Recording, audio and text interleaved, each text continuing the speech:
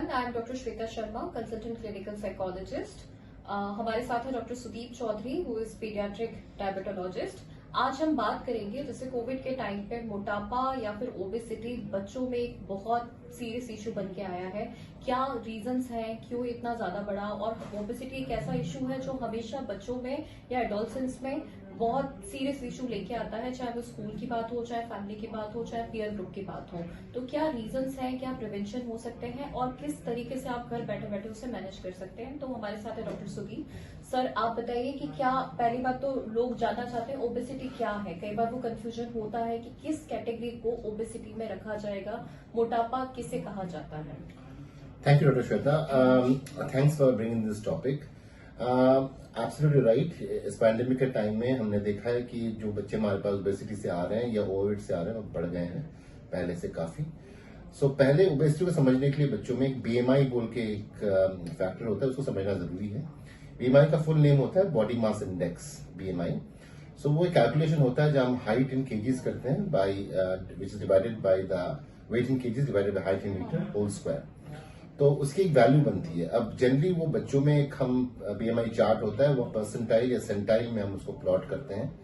Generally obesity by definition from CDC जो है वो अबव 95th सेंटाइल अगर है बच्चा आपकी ओबेसिटी चार्ट में या बीएमआई चार्ट में, तो हम उसको ओबेस बोलेंगे। या 85 से 95th सेंटाइल तक अगर है तो उसको हम ओवरवेट कहेंगे। तो ये है बेसिक मोटा डेफिनेशन ऑफ ओबेसिटी। हाँ, आपने सही कहा। जनरली हमने देखा है specially in well to do families जो हाई इनकम ग्रुप है या मिडिल हाई इनकम ग्रुप है, उनके घरों में ये बड़ा प्रॉब्लम चल रहा है आजकल। तो आप साइकोलॉजिकल एस्पेक्ट को आप डील करोगे और आप हमें बताओगे कि साइकोलॉजिकली आपको क्या लगता है, क्या रीजन है कि बच्चों में ये प्रॉब्लम ज्यादा बढ़ चुकी है। साइकोलॉजिकली इवन अगर नॉर्मली भी देखा जाए, जब भी फिजिकल एक्टिविटी कम है, चाहे वो एडल्ट्स की बात की जाए, और वो बच्चों में भी उतना ही कॉमन है। बच्चों का एनर्जी लेवल बहुत हाई होता है और बच्चों के लिए फिजिकल एक्टिविटी हमसे ज्यादा रिक्वायर्ड है। ADHD is the one thing, attention deficit hyper active disorder, जहां बच्चों में एनर्जी लेवल नॉर्मल बच्चों के अकॉर्डिंगली और ज्यादा पाया जाता है और उतना ज्यादा उसे चैनलाइज करने की जरूरत है। जब बच्चों को वो स्कोप नहीं मिल रहा है कि वो उस एनर्जी को चैनलाइज कर पाए, specially in the Covid time जब बच्चे बाहर नहीं जा पा रहे हैं, कोई आउटडोर प्ले नहीं है, पेरेंट्स बहुत कम कर रहे हैं। और अगर ये अपर क्लास की बात की जाए, या जैसे सर ने कहा कि एक ग्रुप है जहां पे इनकम लेवल थोड़ा सा ज्यादा है, जहां पे आपका सोशल स्टेटस बहुत मैटर करता है बच्चों की एक्टिविटीज को प्लान करने के लिए, और यूजुअली वो इंडोर गेम्स तक रुक जाता है। बच्चे प्ले स्टेशन खेलना प्रेफर करते हैं या बच्चे घर पे बैठ के उनका स्क्रीन टाइम बहुत ज्यादा होता है। तो स्क्रीन टाइम के साथ साथ में कहीं ना कहीं वो बोर्डन के लिए या फिर उस एनर्जी को चैनलाइज करने के लिए बच्चों की जो नॉर्मल ईटिंग हैबिट्स हैं वो बढ़ती जाती हैं। सेकेंड थिंग, साइकोलॉजिकली एक चीज ये भी है कि एक स्टेटस को देखते हुए junk food is very much common, जो बहुत ज्यादा हो गया कि पिज्जा ऑर्डर करना है, बर्गर ऑर्डर करना है, और एक नॉर्मल परसेप्शन बन गया लोगों का कि healthy food is not something जो टेस्टी होगा या फिर हमारे स्टेटस को बिलोंग करेगा।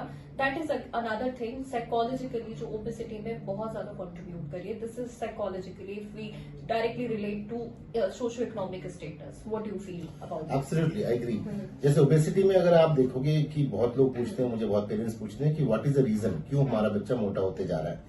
सबसे बड़ी जो रीजन है, सबसे ऊपर में है, वो लैक ऑफ फिजिकल एक्टिविटी। वो आप सही कह रहे हो कि ऑब्वियसली ड्यूरिंग पैंडेमिक टाइम बच्चे नहीं निकल रहे हैं, स्कूल नहीं जा रहे हैं, स्कूल में कुछ ना कुछ स्पोर्ट्स होता रहता है, वो आज हो नहीं रहा है। तो सेकेंड जो है एक सेडेंटरी सा बिहेवियर हो गया बच्चों का। घर में बैठ के टीवी देख रहे हैं, आईपैड देख रहे हैं, आईपॉड देख रहे हैं, तो उससे बॉडी की मूवमेंट कुछ नहीं हो रही है। जैसे हाई इनकम ग्रुप में हमने बताया हुआ है, उसमें ज्यादा both the parents are working, इधर वो वर्क फ्रॉम होम कर रहे हैं, खाना बहुत है फ्रिज में, बच्चा कभी भी जाकर कुछ भी उठा ले रहा है खाना, और ऑब्वियसली उसमें एक्सपेंडिचर की प्रॉब्लम है नहीं उनमें, so they can afford it as well. Eating habits में हमने देखा है बच्चे बहुत ज्यादा हाई कैलोरी फूड खाते हैं, जैसे पिज्जा खा लिया, पास्ता खा लिया। बहुत लोगों में ये आइडिया नहीं है कि पिज्जा और पास्ता बहुत ही कैलोरी डेंस है, हाई ऑन कार्ब है। इनमें क्या होता है, because they are made of low less fibres, वो जो कार्बोहाइड्रेट है वो जल्दी से असिमुलेट हो जाती है और वो actually it adds up to the body fat content. जैसे और कुछ एनवायरमेंट भी होता है, जैसे over exposure to people who are fat around you, तो बच्चों को लगता है वही नॉर्मल है। घर में अगर लोग ओवरवेट हैं तो बच्चों को लगता है वही नॉर्मल है।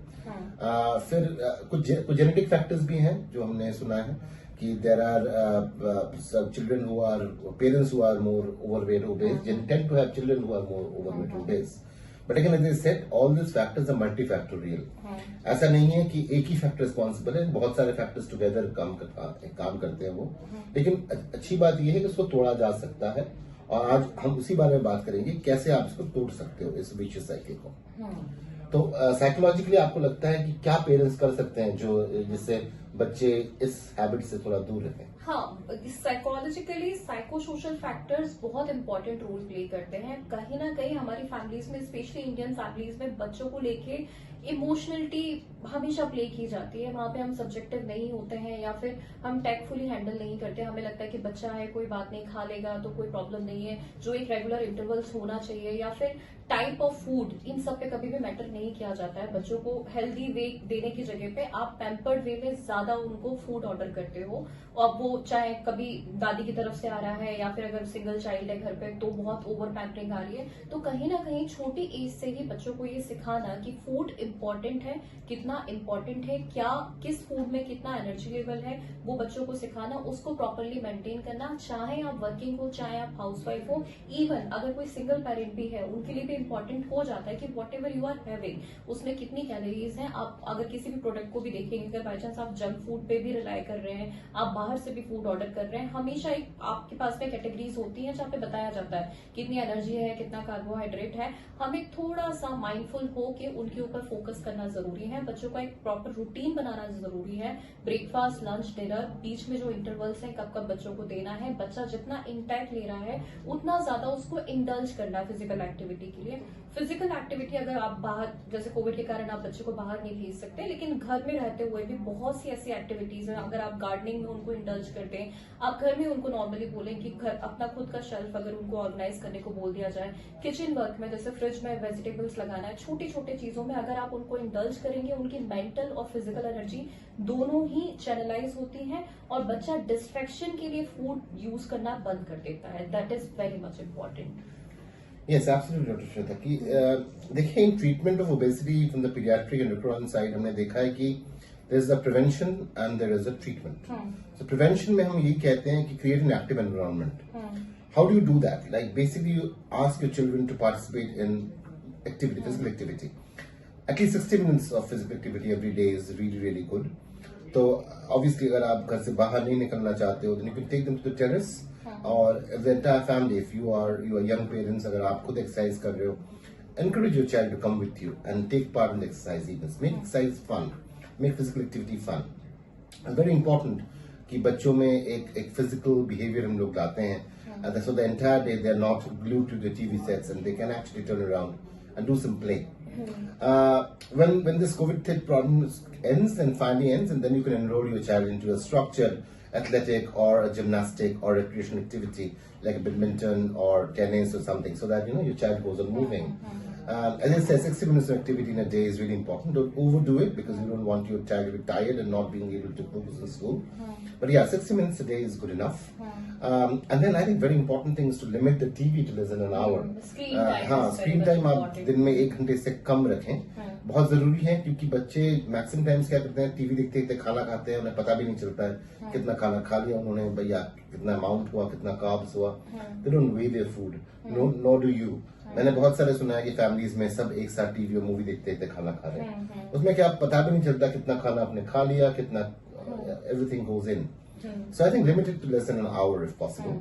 I think most importantly, have a healthy environment. Let the family eat together Eat around the dinner together, table. but only like eating. That mindful eating is very Yes, much important. absolutely. Whatever you are having, उस समय पे सिर्फ focus food के ऊपर हो, rather than कि आप WhatsApp group check कर रहे हैं Exactly. या आप सोशल मीडिया अपडेट कर रहे हैं, और you are clicking even selfies, because that is Yeah. Very much common. So what do you feel कि सोशल मीडिया का इम्पैक्ट बहुत आया है ओबेसिटी के केसेस में?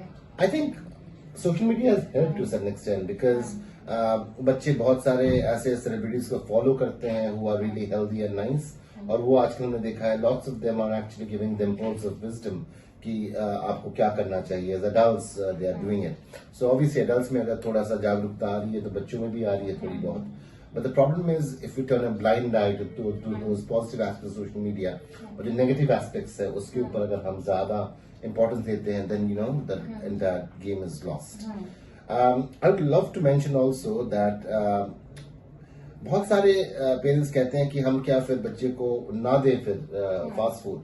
That is wrong because I think children in general love fast food. They love pizzas, they love pastas. So I think we should make it something like a award for them. अगर उन्होंने say out of 30 days if they have had good habits for 21 days, you can give them one cheat day so that they can celebrate that day. So put a star chart in your house. If they are one day you have healthy eating, you get a star. ऐसे करते if they have a good amount of stars accumulate, then you can give them a treat one day. So the children take it as a treat rather than an everyday event. Yeah, so you are very right. Like in the psychology, we use token economy, Correct. which is a behavior modification technique, जहाँ पे हम बच्चों को एक purpose देते हैं, goal देते हैं. If they are achieving that, then they are getting something which is Yes. favorite to them. So वहाँ पे आप कोई और materialistic thing की जगह पे you can choose any Yeah, food, whatever any you food, like. whatever your child In likes. that way, we can manage very well. Yeah. So and one more thing sir, which is like very common, अगर obesity है बच्चों में तो usually हमने देखा है कि school में या उनके peer group में उनको bully किया जाता है. And children reported depression also that time because low self esteem है, confidence बहुत low हो जाता है, body image issues start हो जाते हैं. So what do you think कि physically उसे कैसे manage किया जा सकता है? I think the best way to tackle bullying is to tackle it head on. मैं always parents को ये कहता हूँ. So if a child is being bullied, ideally the child should report it to the school, the school teacher, the class teacher, and the teacher should take bullying very seriously. Everywhere around the world, bullying is taken very seriously. So there is no leeway given. घर में I think बच्चों को सिखाया जाना बहुत जरूरी है bullying exactly है क्या. मेजोरिटी बच्चों को पता ही नहीं चलता है that they are getting bullied every day and they think it's normal. So I think getting the child conscious about themselves is very good. Don't ever body shame a child. If the child is obese, you can explain them that this is not exactly the best health which you can be in. You can do better, but don't body shame a child. As parents, I think it's very important for you to realize कि बच्चों को आप constantly ना बोले कि आपने मोटा हो गए. This is not, you don't look good in it. इसमें क्या होता है? Especially in social occasions, Absolutely. it is very इससे क्या होता है बच्चों की जो बॉडी इमेज है उनके हिसाब से बॉडी इमेज है वो परसेप्शन खराब होती है. उससे they make themselves vulnerable to bullying. So I think children should know exactly what bullying is, know when to report, and the school should have a robust practice in which they can report bullying and take cognizance of the entire factor. And I think bullies everywhere around you, in school, in college, in workplace. And I think सब जगह जाके आपको bullying को tackle करना है equally. Yeah. So I would also highlight this point here, like parents are best psychologists during this stage, especially जब बच्चे grow कर रहे हैं. ये टाइम है जब बच्चा अपनी पर्सनालिटी एक्सप्लोर करना शुरू करेगा.